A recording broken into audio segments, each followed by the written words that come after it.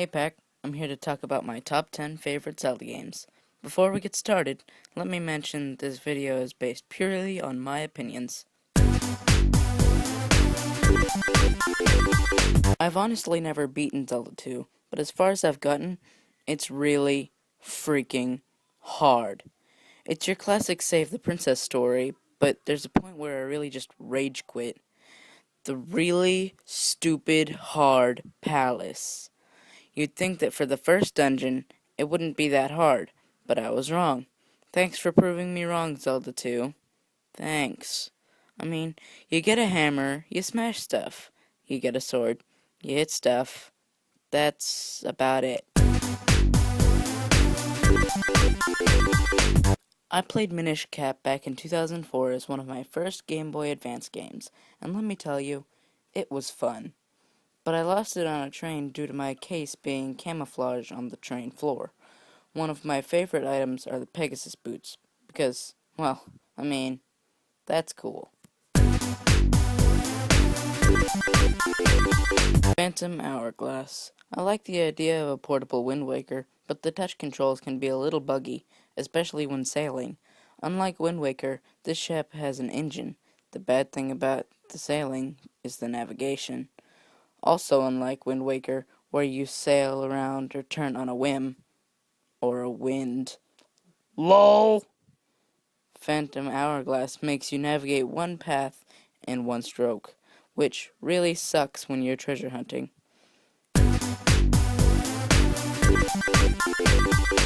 Spirit Tracks is awesome because you get to ride a choo-choo train. One thing that bothered me about the train mechanic, which I love, don't get me wrong, was you can't just run around and explore the overworld. Just saying.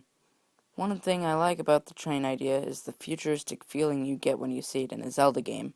Like all the games in the series, there's 3 continuous timelines, with different outcomes and technologies. I love that.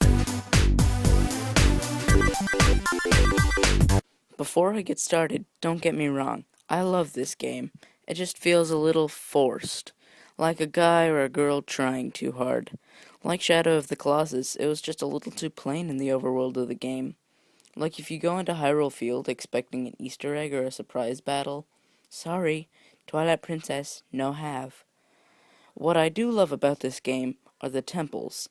The bosses and the story in general, and the artwork is just fantastic. The gameplay is still fun, even today. The first Legend of Zelda game is probably one of the most fun. I mean, you boot up your NES, title screen, and plap! There you are. None of that story junk, just a kid in green garb saving the land. It's retro-tastic. The secrets in this land of Hyrule are very rewarding to find, and are very hard to. I mean, even this guy says so. See? The level 8 dungeon is huge. It's about a quarter of the size of the entire overworld map. Yeah, that big. One thing is, the game screws with you. Take the Lost Woods, for example. Hello? Is anyone out there? I'm lost. Help me! Or what about that guy in the cave? Where did he go? That blue dungeon with the Dodongo so he can kill you. To death. Despite what you may think, I love Wind Waker graphics. That's right, I just went there. It's common knowledge as a Zelda player that Wind Waker graphics suck, but I disagree completely. They are beautifully composed into a simple piece of art. The gameplay is my favorite of any GameCube game. It's just good. It's fluid and smooth, and I like that. Now after ranting about the graphics, let's get into the story. I love the idea of a partially flooded country, with islands being mountaintops. The temples are quite puzzling, and had me stumped for a while. My 5-year-old mind was all like, me no comprehend.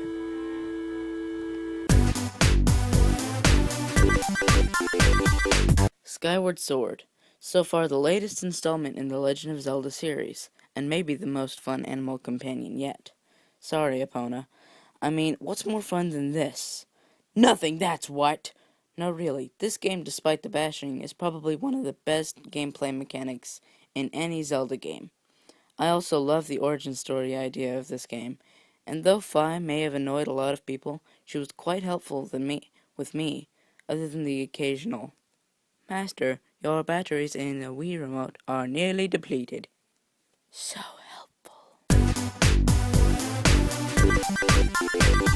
I know what you're thinking. Ocarina of Time at number 2? Corbin, you're nuts. Yeah, that one was kind of obvious. This is the first video game that I ever played, so naturally I have a love for this game. Now, when I was little, I would just run around Kokori Forest, but now I can beat 100% with ease. The massive world for gamers to explore took me by surprise more than the graphics did. Not only did it look real for the time, it also took years of development to put this massive game onto one N64 cartridge, which I'm obviously impressed with. Before we go to number 1, let's take a look at our competitors. Zelda 2, Minish Cap, Phantom Hourglass, Spirit Tracks, Twilight Princess, The Legend of Zelda, Wind Waker, Skyward Sword, Ocarina of Time, and finally, drumroll please,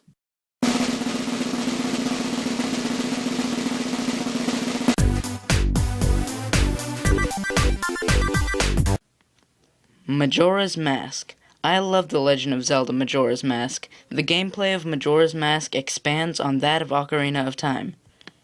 It retains the concept of dungeon puzzles and ocarina songs, and introduces character transformations and the restriction of a 3-day cycle.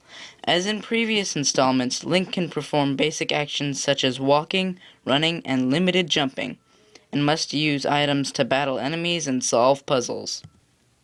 Link's main weapon is the sword, which can be upgraded throughout the game. Other weapons and items are available.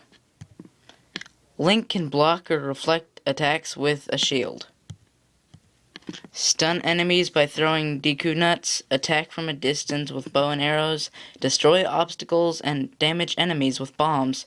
He can also latch onto objects or paralyze enemies with the hookshot.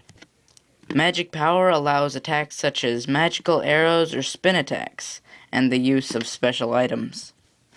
Majora's Mask takes place several months after Ocarina of Time, and begins with Link searching for Navi while riding through the lost woods of Hyrule on his horse Epona. I won't ruin any more of it for you, and if you do want to see what happens, you'll have to watch my Let's Play.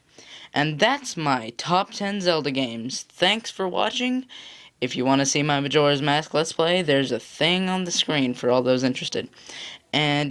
And for those with more cartoony games in mind, you can go ahead and watch my Wind Waker Let's Play. So, yeah. Anyway, bye!